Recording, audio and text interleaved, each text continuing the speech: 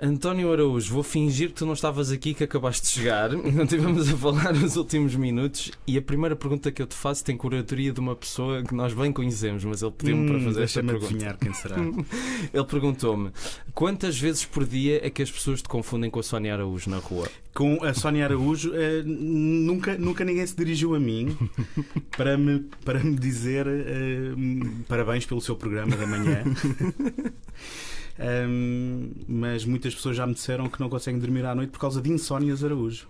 Olha, não é da minha autoria, não é da minha autoria. Isto não é um programa posso... da manhã, António. Na piada seca. Eu sei que comecei com o pé esquerdo, mas esta roubeia já não sei a quem, peço desculpa. Acho que estão a preparar um projeto de saudades do pão com manteiga. Se quiser juntar, já sabes.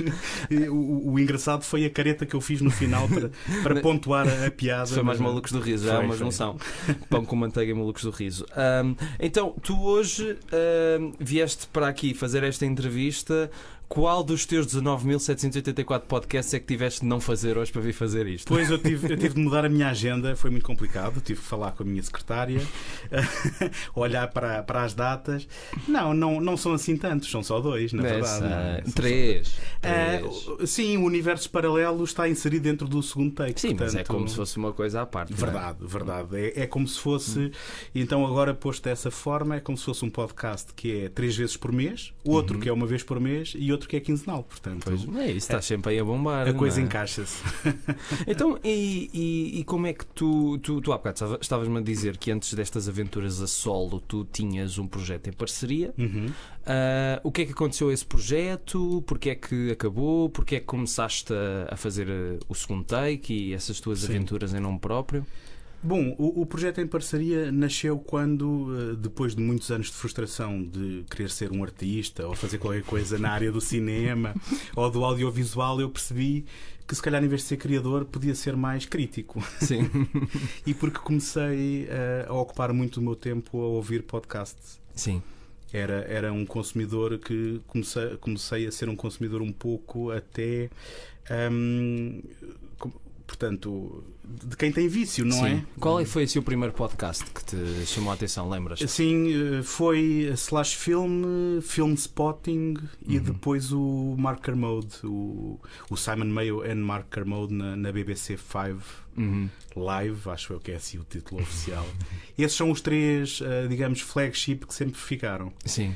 E que são, na prática, vertentes diferentes daquilo que é a análise de filmes, porque são 2 americanos e um inglês, e tens desde malta, mais ou menos como nós, que começou a fazer isto por Carolice, no Slash Film, até críticos profissionais, passando pelo meio por malta, que é um intermédio entre Carolice e profissionalismo, e portanto basicamente mostrou-me várias vertentes de como abordar, digamos, cinefilias. Sim, que é disso que interessa, na verdade. Então tu descobres esses podcasts e, como estavas a dizer, aí começa tudo. E começa a tomar noção de que há algo que é criativo, que se pode fazer praticamente sem custos, que não é totalmente verdade, mas a ilusão é de que é.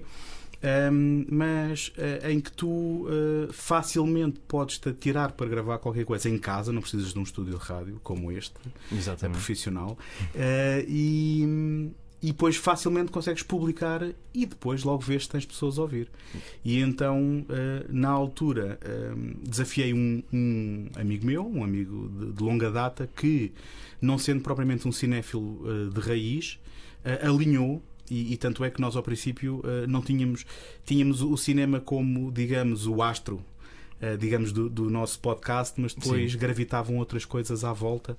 Às vezes falávamos de livros, outras vezes poucas vezes, mas tentávamos abrir o espectro da temática, sendo que voltávamos sempre ao cinema. E depois, ao fim de, eu já não preciso bem, mas perto de 2 anos ou 2 anos e pico. Ainda assim há algum tempo, sim. Sim. Já agora era Os Fãs Danados, que eu fazia com o Daniel Neves. Pronto, basicamente o Daniel percebeu que, enfim, não era bem aquilo que queria fazer. E sugeriu-me que acabássemos. E eu, num misto de espanto e de tristeza, passei imediatamente para, bom, então se calhar agora posso fazer uma coisa minha, diferente, não tenho um parceiro, mas com certeza continuo a ter o microfone e a poder usar o que já aprendi neste tempo para Sim, publicar exatamente. um projeto. E aí nasceu o segundo take, que posso dizer nasceu entre o nome, o logo e ter um episódio publicado. Foi numa direta febril de uma sexta para um sábado em que eu decidi que é agora, logo na semana a seguir aos Fãs Danados terem acabado. E até hoje, tu já fizeste, pelo menos até à data de hoje, 8 de janeiro, já saíram 166 episódios do segundo take, Sim. se não estou em erro. Certo.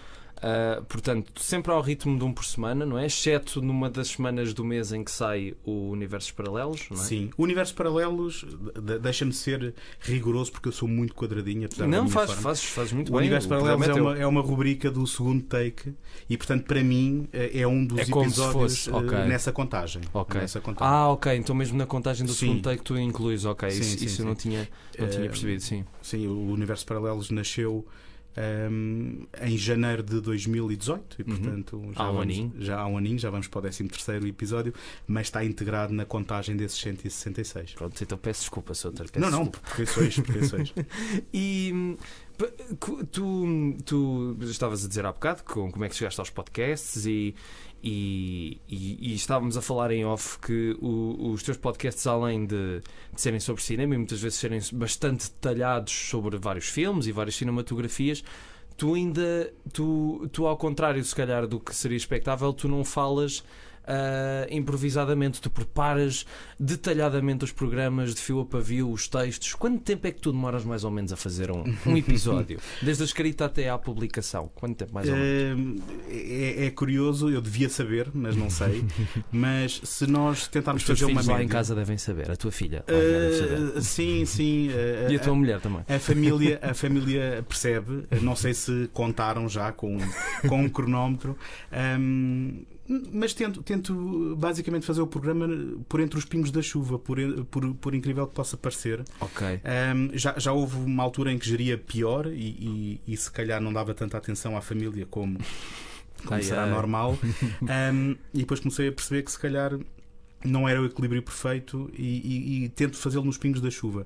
Mas se pensarmos numa média de 2 filmes que eu faço por programa, temos logo aí 3 a 4 horas para ver os filmes, não é? Sim. Depois, entre recolher materiais de imagens, fazer toda a parte gráfica, escrever os textos, podemos meter mais 2 horas aí. Depois mais 1 horita para editar, já vamos em quantas? 6, 7 horas por semana. Já é um bocadinho. Vá assim conta de merceeiro, sem desprimor para os merceeiros. Isso é menos umas horinhas de sono por semana ou fazes durante o dia? Eu gostava de dizer que era menos umas horas de sono, só que cada vez que eu planeio que seja assim para aproveitar, digamos, a noite amiga, Sim. Eu acabo com a testa em cima da mesa de trabalho, portanto acabo por não conseguir, e é muito à conta também de encaixar ali horas mortas no fim de semana. Sim. E tentar ver os filmes durante a semana. E quando corre bem e quando, por exemplo, nós, como o Universo Paralelos é gravado com antecedência, quando Sim. consigo adiantar uma edição, tento adiantar um programa só para depois saber que vou poder relaxar um bocadinho Sim, e exatamente. encontrar a forma de recuperar as energias, e depois volta tudo ao ritmo normal. Claro, exatamente. E tu como é que escolhes os temas dos filmes? Às vezes, dos episódios, às vezes pegas em coisas atuais, ou a ver com novas estreias, mas muitas vezes vais buscar outros filmes.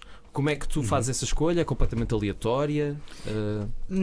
Já foi mais ou menos aleatória, sendo que tudo isto é uma desculpa para eu ver filmes. Sim, claro. Que ótima desculpa para ver filmes. Sim, e não só ver, como pensar neles, porque é incrível o quanto nós podemos ver um bom filme e depois nunca mais pensar nele, e se tiveres que refletir porque tens que meter as tuas ideias, digamos, num texto, tu vais perceber às vezes que gostaste mais do que tinhas percebido, ou até menos, não é? Sim, exatamente. E portanto, quando isto começou, acabei por cair muito organicamente nesta questão quase do double bill, que às vezes não respeito, mas a maior parte das vezes é um double bill em que eu tento encontrar uma ligação temática. Sim.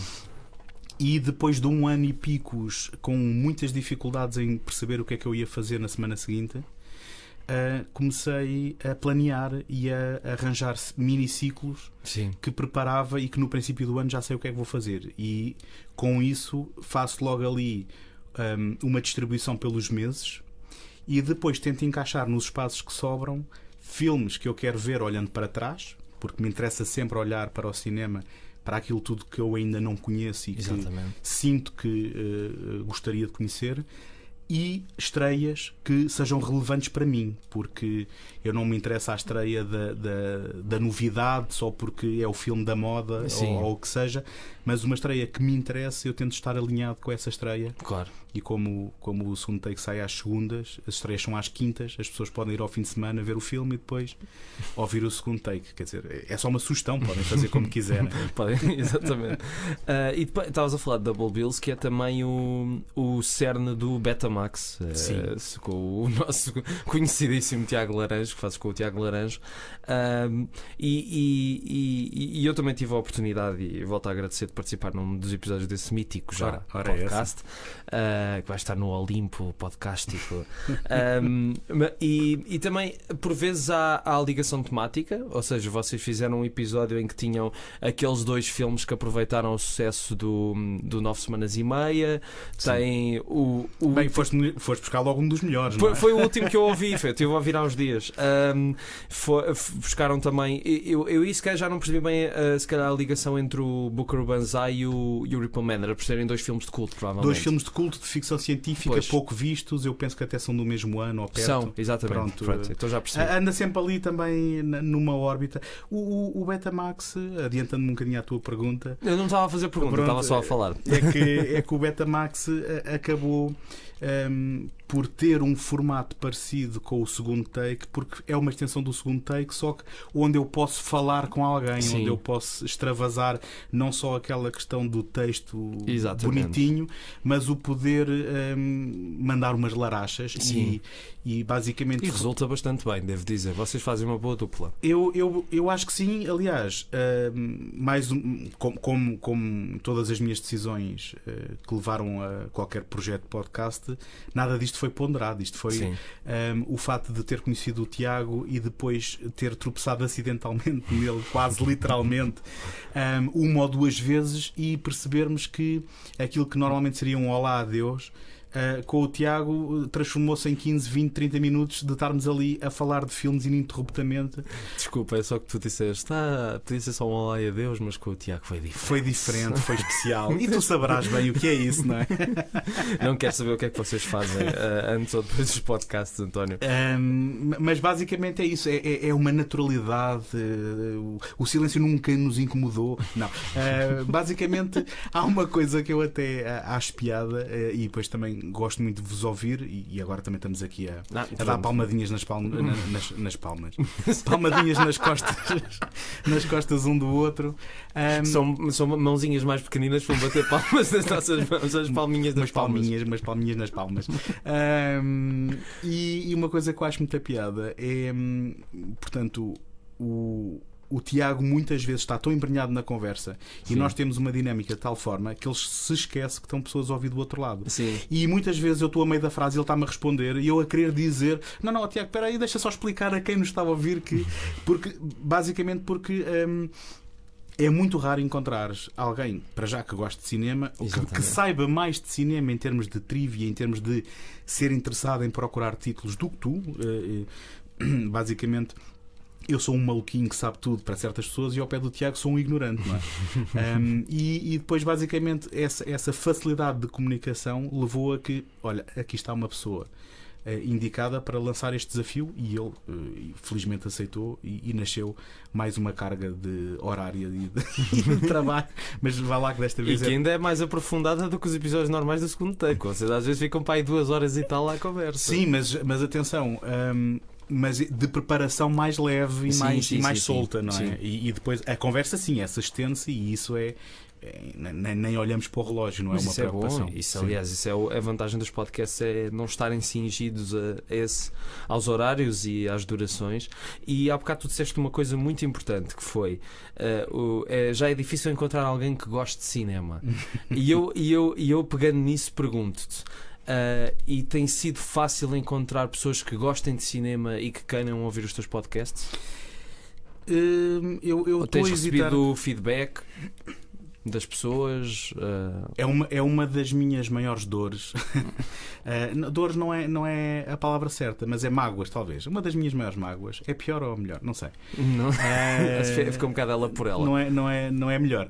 É uma das minhas maiores mágoas é não ter este esforço semanalmente. Sim. Perceber que haverá quem ouve, porque ele lá vai aparecendo em alguns tops e naquilo que são as estatísticas da plataforma onde eu tenho o podcast, que eles dizem que é por aproximação, não faço ideia como é que vem aquilo, mas lá aparecem os números.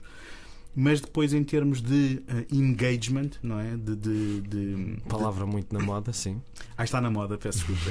Então eu retiro-a. Não, isso é porque eu ouvi muitas vezes essa palavra por trabalhar numa editora de música onde se falava muito de engagement nas redes sociais, e quando trabalho agora na televisão é a mesma coisa, e portanto já essa palavra já me faz um bocado de confusão. Mas continua, eu percebo o que é que estás a dizer. Sim, aquilo que eu estou a tentar dizer, sem muito sucesso, é que basicamente eu não faço o podcast para ter alguém a dizer boa, bom trabalho, não sei o quê. Também é fixe, mas não é para isso. Mas, no limite, para dar a conhecer ou fazer redescobrir quem possa conhecer os filmes. Exatamente. E poder haver diálogo. Sim. E esse, em termos de objetivo, é um falhanço redondo, porque as pessoas simplesmente não têm hábito. E eu agora, quando falo em pessoas, falo de mim, porque eu também sou ouvinte há muitos anos e não tenho muito hábito, se bem que eu comecei por ouvir mais podcasts estrangeiros onde havia aquela distância de estamos à distância de um e-mail, mas no entanto não havia essa proximidade. Sim. E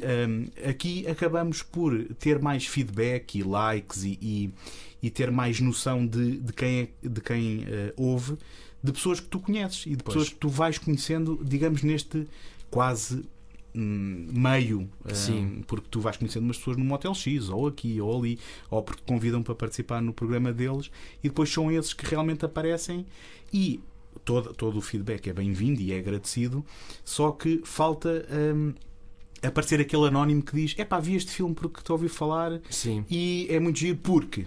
E depois falta o porquê, 2 pontos. Exatamente. Não é? Sim.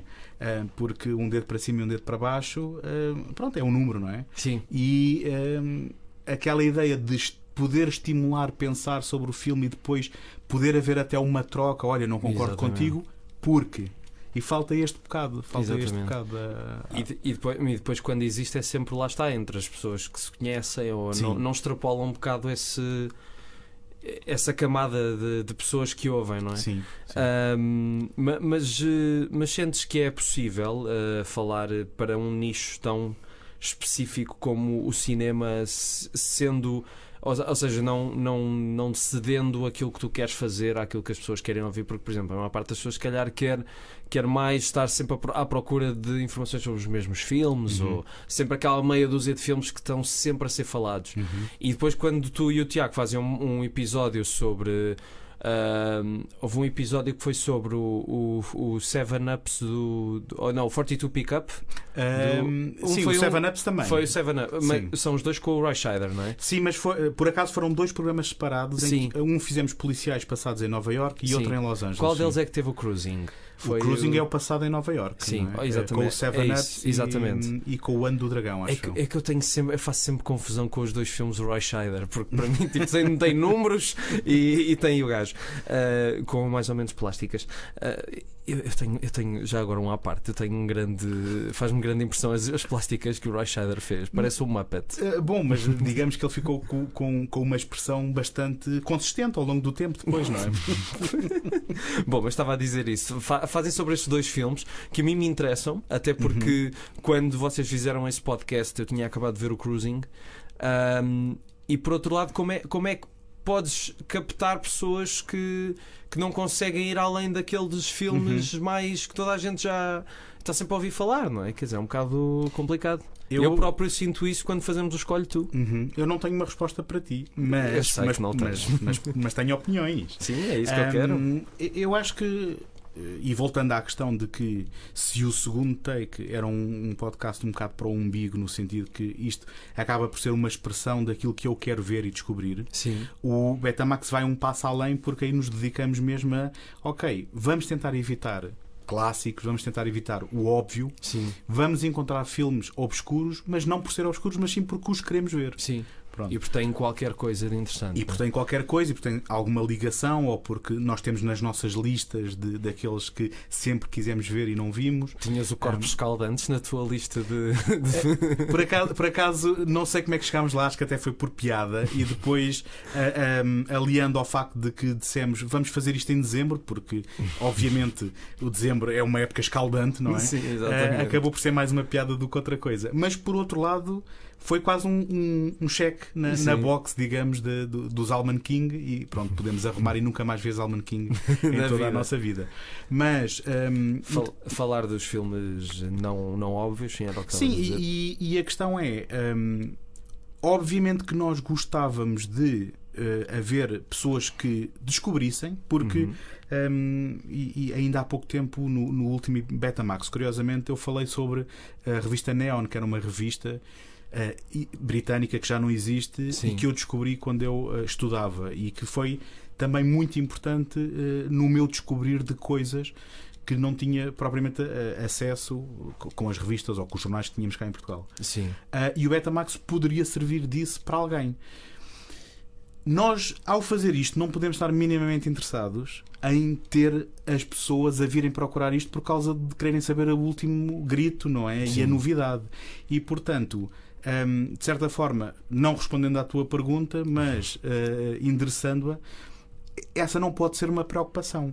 Exatamente. Agora, não invalida que, para os 3 caramelos que possam ouvir, pudessem dialogar connosco. Claro. Pronto, sim. E isso é uma procura constante. Quer dizer, não sei quem pode ter ouvido o episódio do segundo take em que celebramos os 10 anos da Take Cinema Magazine. É também uma queixa que não é só do podcast. Estamos a falar de um projeto de revista, não é? Exatamente. Que é a mais antiga revista sobre cinema em Portugal, uma revista digital que continua aí e que vai continuando, apesar de não ter propriamente aquele feedback em que haja uma discussão de tocato lá em termos de pensar o cinema. Sim, exatamente. Até que tem a vantagem de que ali passa tempos e aí tem um certo público, mas não é isso que eu sequer procuro num podcast. Pois, mas infelizmente qualquer projeto que tenha passatempos já alicia, mas não leva as pessoas ao resto, não é? Sim, eu posso dizer que eu tenho um amigo pessoal. Tens um amigo pessoal? Lá. Tu tens um amigo pessoal. É só para separar destes amigos virtuais de agora. Estou a perceber, estou a brincar contigo, desculpa.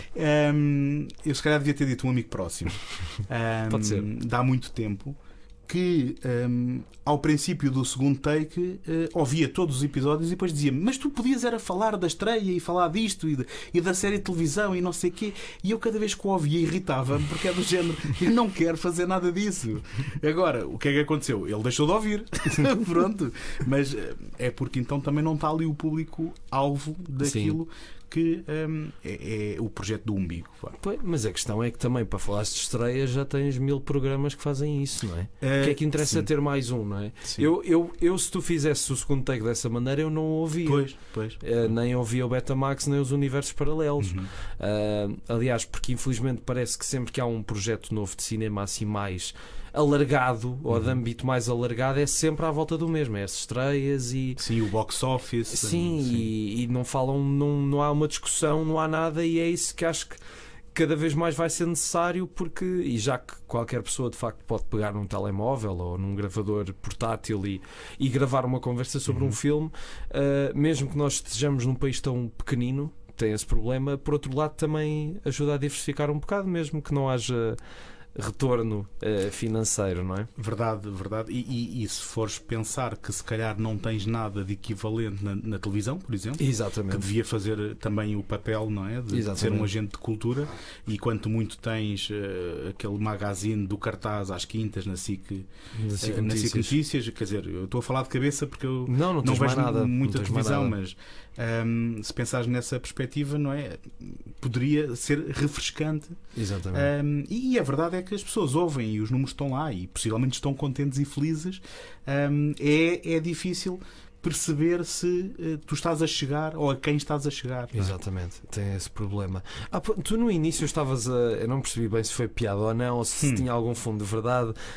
De quando era jovem tinha aquelas ambições de artista e trabalhar no cinema. Tiveste mesmo? Bem, sim, eu tive ambições nunca sérias. Ok.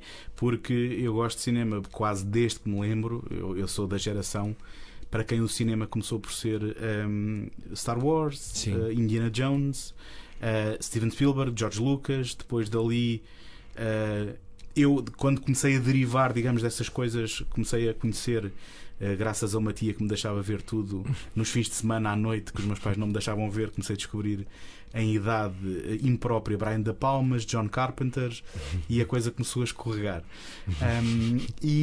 Só que depois nunca estive envolvido em meios, nem nunca procurei, feito parvo, envolver-me em meios que pudessem estar efetivamente ligados com audiovisual, e nunca persegui de forma séria.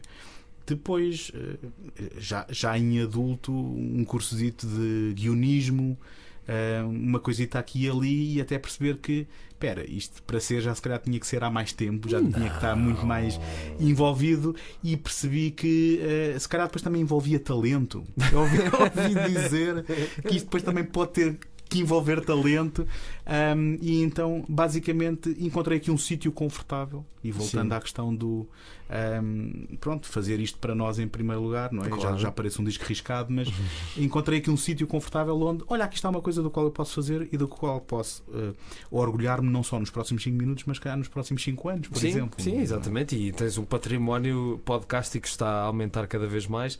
Mas se tu de repente ganhasses o Euromilhões, tinhas 8 milhões ou 10 milhões de euros para gastar, dava ao pau branco, que ia gerir muito bem o dinheiro, mas não te sentirias tentado em tentar avançar com um projeto cinematográfico? É curioso que tu digas isso, porque obviamente muitas vezes fantasiei com esse cenário, mas nesta fase possivelmente procurava fazê-lo, mas do ponto de vista de investir em alguém que pudesse ter esse tal talento. E nesse aspecto, sem dúvida, que tentaria, perante uma soma que fosse, digamos, fazível, poder dizer: tu se calhar tens talento, tens aí um projeto, deixa-me tentar fazer alguma coisa por o cinema. Esta parte é um bocado complicada para mim. Porquê? Porque eu não tenho muita autoridade moral para falar sobre isto, porque eu não sou o maior fã do mundo de cinema português. Sempre tive um problema com cinema português. E eu agora vou-me desculpar da minha geração. Sim. Porque nós víamos filmes em inglês e novelas em brasileiro. Pois. E havia um estigma enorme quando eu crescia por qualquer coisa falada em português de Portugal. Sim. Era como se a língua fizesse com que a qualidade de qualquer coisa que fosse um produto audiovisual, cinema, televisão, viesse logo por aí abaixo. Eu percebo, em termos até de música também, que com o passar dos anos as outras gerações não serão exatamente assim, mas na minha havia esse estigma e nunca consegui ultrapassar, e nunca persegui muito conhecer o património português. Sim. E portanto é um bocado também hipócrita da minha parte estar a dizer não, eu é que chegava aqui com dinheiro. Mas não era preciso conheceres, era só chegares com a guita. Sim, mas a questão, por exemplo, isto agora, questões esotéricas, sempre me perguntou porque a dificuldade do cinema português, por exemplo, em ser comercial e bom ao mesmo tempo. Exato. Sim. Porque há todo um cinema intelectual que é reconhecido, mas que não chega ao público, não é? E normalmente o cinema que chega ao público, há aqui um grande fosso. Sim. E onde é que estão Bem, eu agora também, onde é que estão, por exemplo, o Tarantino português? Sim. Onde é que está o David Fincher português? Porque é que nós não temos um cinema comercial que seja de entretenimento, mas que não seja um atentado também à nossa inteligência, basicamente, não é? Tens mais 4 horas para discutirmos sobre isso. Não, mas sobre isso é engraçado, porque eu nunca senti que esse preconceito fosse. Aliás, senti sempre que esse preconceito fosse mais ligado mesmo ao cinema do que às outras artes. A música acho que já está bastante generalizado, mesmo na tua época, anos 80, havia já algumas grandes bandas a aparecer, Chutes, Táxi, etc. Mas havia, mas nós não as ouvíamos. Sim, mas estou a dizer é que chegavam às pessoas, percebes? Sim. Ainda conseguiam ter um sucesso ou outro. Agora, o problema do cinema português, de facto, também me espanta um bocado. Tu tens tanta gente que quer que ambiciona chegar ao grande público, mas parece que cometem sempre o mesmo erro e põem sempre a mesma pata na poça e não percebem que não é fazer cópias do que está lá fora, sem alma, sem nada, que conseguem chegar a algum lado. Mesmo que os remakes dos filmes antigos portugueses tenham tido bastante bilheteira, principalmente o Pátio das Cantigas, não é algo que vai ficar. Não é algo que as pessoas vão recordar daqui a uns anos como um filme bom, não é? Quer dizer, que seja bom tanto para as pessoas que não gostem tanto de cinema, como para as pessoas que gostam de cinema e dizem, ok, isto aqui está um bom filme popular ou um bom filme. E por outro lado, tens realizadores que dizem que conseguem chegar ao grande público. Neste caso eu gostava de falar do exemplo que acho que é fulcral do António Pedro Vasconcelos, mas que diz que os seus filmes são uma coisa que de facto não é ele. Eu, quando o entrevistei já mais do que uma vez, ele disse-me que o filme Y era Dickens e o outro filme era Tolstói. Não. Não. Mas olha, não sei se tu também tens as 4 horas então para falar Sim, disto. exatamente. Eventualmente isto poderá estar também numa crise de identidade daquilo que é ser português, porque Sim. normalmente um certo cinema acaba por ter sucesso quando reflete de certa forma algo que seja verosímil para, ou melhor, que reflita sobre aquilo que fala, não é? Sim. E, por exemplo, cinema americano tens toda a parte comercial, mas depois também tens autores que fazem coisas e que as pessoas podem identificar com aquilo. E se calhar o cinema francês, o cinema italiano e o cinema espanhol têm sucesso dentro de portas porque falam de realidades que são deles. Eu lembro-me, vi 1 ou 2 filmes, não muito bons, mas aqui há uns anos no Cinefiesta. Sim, o Festival de Cinema Espanhol. E aquilo falava sobre a Espanha e sobre as divisões deles e as cisões e em comédias desbragadas. Pois. Agora, o que é a identidade portuguesa, não é? Para um jovem português, quando tudo o que a gente consome também vem lá de fora. Exatamente. Não é? E a nossa própria identidade também já está muito diluído. Sim. Penso eu, o que é fazer um filme que é falar sobre o que é ser português neste momento. Exatamente. Quer dizer, eu não posso falar com muita propriedade, já o disse, mas quando há tentativas que me parecem com mais sucesso, se calhar são filmes que falam sobre alguma ruralidade e alguma interioridade. E agora, qual foi a última vez que viste um filme sobre o que é ser lisboeta e o que é viver em Lisboa no século XXI? Pois. Quer dizer, se calhar há. Não assim, no momento não me estou a recordar. Sei é que há um realizador que acho que foi o que conseguiu estar mais perto de fazer algo, de ter uma carreira consistente de filmes de qualidade e de filmes que chegavam ao mesmo tempo às pessoas, que é o José Fonseca e Costa. Fez o Quilos Mal da Fita, fez a Balada da Praia dos Cães, o Sem Sombra de Pecado, a Mulher do Próximo. Esses filmes, principalmente a Mulher do Próximo, é uma comédia delirante. Se puderes encontrar aí no Sr. Joaquim, recomendo, porque é uma comédia de costumes hilariante, muito bem composta, interpretada, escrita, de uma fineza mesmo e que chegou às pessoas. Sim. Ou seja, não precisas de ser condescendente por um lado e dizer que as pessoas são parvas e que não conseguem perceber uma ideia que tenha mais, ou uma frase que tenha mais de 5 palavras. E por outro lado também não precisas de ser, eu não gosto da palavra pretencioso, mas sinto que às vezes o cinema que não tem essas ambições comerciais às vezes também acaba por cair num certo pretenciosismo. Pois. Também só para não parecer um completo ignorante e digamos alguém que ignora por completo o cinema português, sim, há um nome que eu posso apontar e que gosto, Só que lá está. É alguém que desconstrói aquilo que estamos habituados a ver no cinema e que de repente estreia um tríptico que não chega a toda a gente, que é o Miguel Gomes. Sim. Não é? Ou se fores ver também aquele querido mês de agosto, por exemplo, é um filme extraordinário. No entanto, é um filme que é capaz de apanhar quem veja de surpresa sem saber ao que vai, porque de repente é uma mistura entre ficção e documentário, onde estas fronteiras se esbatem e onde depois começamos a falar metafisicamente sobre o próprio ato de fazer cinema, e isto não é propriamente popular, não é? Sim. Não, mas tu consegues passar muitas vezes o que acontecia no dito cinema clássico americano, que ao mesmo tempo chegava às massas e ao mesmo tempo passava mensagens que se calhar as massas não compreendiam, mas viam o filme na mesma, mas essas mensagens estavam lá. É que pronto, sei lá, estou a pensar, por exemplo, antes de vir para esta entrevista, estive a ver um documentário sobre o Billy Wilder, que teve há umas semanas ele conseguiu fazer com que um filme como o Sunset Boulevard, em que a protagonista fazia sexo com um macaco, chegasse às pessoas e as pessoas nem pensam nisso. Ou fazer aqueles retratos bastante impiedosos e cínicos que ele faz da sociedade americana, e os filmes foram um sucesso de bilheteira. A cena do sexo com o macaco foi cortada, não é? Só chegou a alguns mercados. Ele é que contava várias vezes isso, até porque gostava de assustar. Exatamente, gostava de assustar as dondocas de Hollywood, a dizer: mas não percebo o que é que o macaco está ali a fazer. Então, porque ele era o amante dela. E depois foi substituído por outro que só não era peludo, não é? Mas de resto, em termos de comportamento, acaba isso não por ser... sei se será peludo, porque não vimos todo. Tronco nu, António, mas se quisesse falar mais sobre o assunto. Olha, só para terminar, uma pergunta um bocadinho mais vaga. Quais é que são, assim, devem-te fazer esta pergunta várias vezes, mas tu achas que conseguirias dizer o teu filme ou os teus filmes preferidos?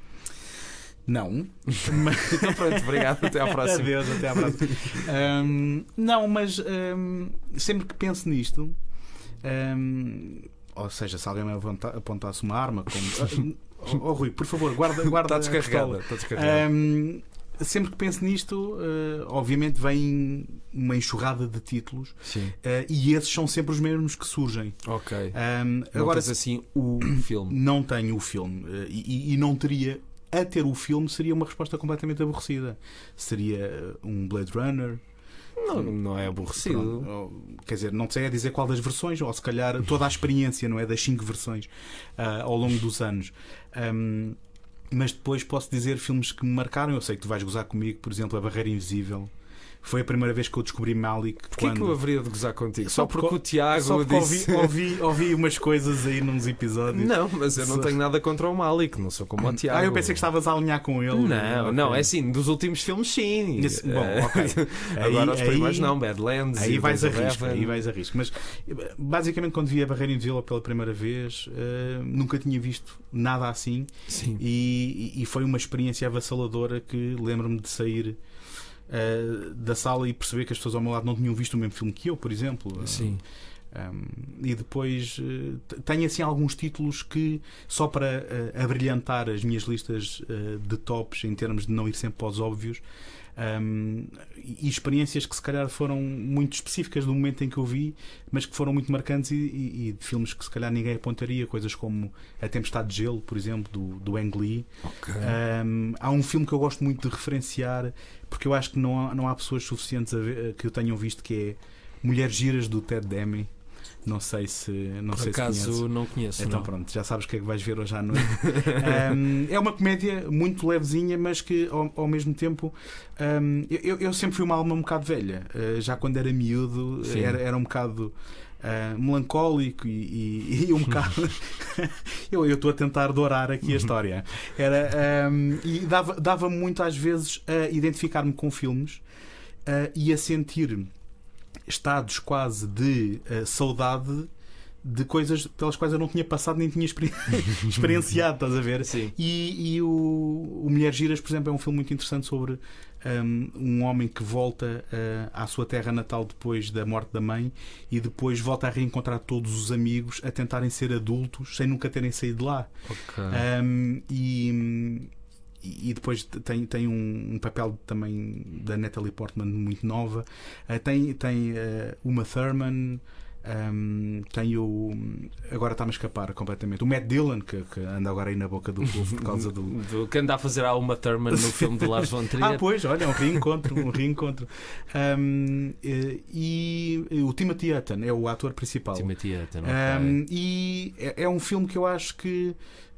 Se mais pessoas vissem, se calhar podia ser também muitas vezes apontado como um filme muito simpático. Agora, é o Citizen Kane? Não é com certeza. Mas não tem nada a ver com isso, não é? Não, sim.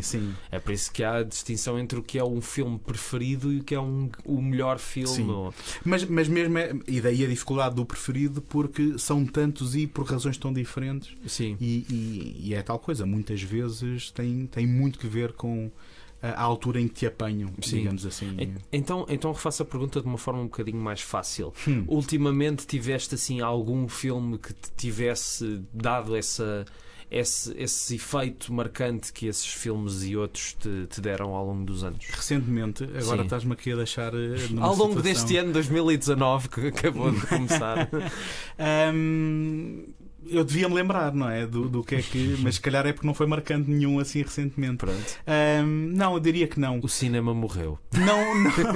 Não morreu, mas a verdade é que é cada vez mais difícil não ver as costuras. Sim. E ser deslumbrado. E isso, enfim, se responder também à tua pergunta, talvez tenha que ser a minha resposta. Ok. Mas vou apontar um. Pronto, agora enquanto falava estava aqui. Mas lá está, vai ser muito aborrecido porque vai ser o Blade Runner 2049. Pronto. Não é uma má escolha, muito pelo contrário. Mas eu, pelos vistos, e demonstrei-o aqui, gosto de filmes bastante pretenciosos e pesados. Mas aí está. O Blade Runner só seria melhor se fosse falado em checo e a preto e branco. Estou a brincar, obviamente. Mas é uma boa escolha. Também fiquei fã da sequela. António, é isto. Não sei se queres mandar alguma mensagem para o povo que nos ouve, algum último recado, cinéfilo ou não, já agora. Se estás a dizer isto, o único recado que eu posso fazer é: ouçam o segundo take. Pois, obviamente. Ouçam o Betamax. Exatamente. Podem procurar no Facebook, na internet, e ouçam também os programas do Rui. Não, mas eu não levo as pessoas aqui para virem publicitar os meus programas. Não, vais cortar esta parte. Tu vais dizer e acabou. Como diria o Tiago, podes depois cortar isto. Não corte, não. António, muito obrigado. Olha, obrigado Foi um prazer. pelo convite. Continuação de ótimos podcasts e que consigas ver algum filme que pronto, não seja mau, não é deslumbre. Hoje ou amanhã, e até à próxima. Pronto, obrigado.